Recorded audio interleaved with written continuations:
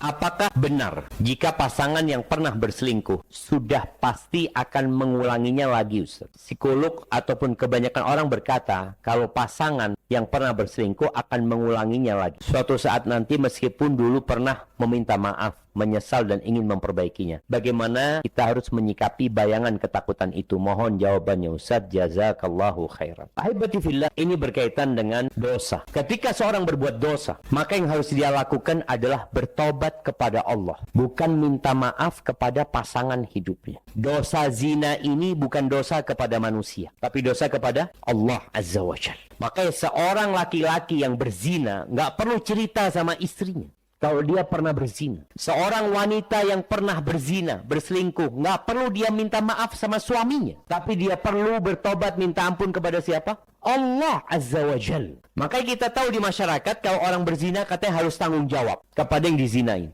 Enggak, dia harus bertobat kepada Allah Azza wa Jalla. Makanya di masa Nabi SAW ketika datang seorang wanita mengatakan, aku hamil dari zina.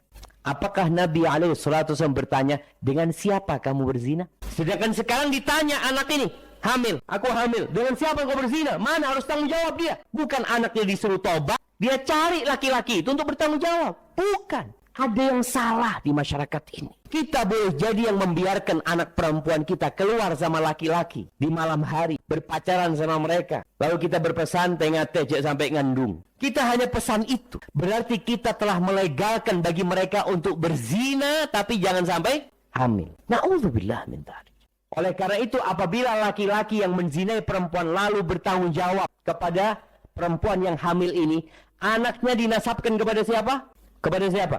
Bapak biologisnya ke emaknya tetap, walaupun dia nikah. Maka di negara kita yang madhabnya madhab Syafi'i, tetap anak itu anak ibunya. Kembali kepada pertanyaan, apakah seorang yang berzina, yang berbuat dosa, mungkin dia melakukan dosa itu lagi? Kalau bicara mungkin saja. Tapi ada orang yang bertobat dengan taubatan nasuha, dia tidak mengulangi dosa itu. Ini bukan hanya bicara zina. Namun kalau sang suami menyesal hanya kepada istri, oh mungkin dia ngulangin. Karena dia pikir istrinya nggak tahu dia berselingkuh lagi. Tapi ketika dia bertobat kepada Allah dan dia yakin Allah mengawasi dia, insya Allah dia nggak kembali melakukan perbuatan dosa itu. Namun ada beberapa catatan. Harus ganti lingkungan.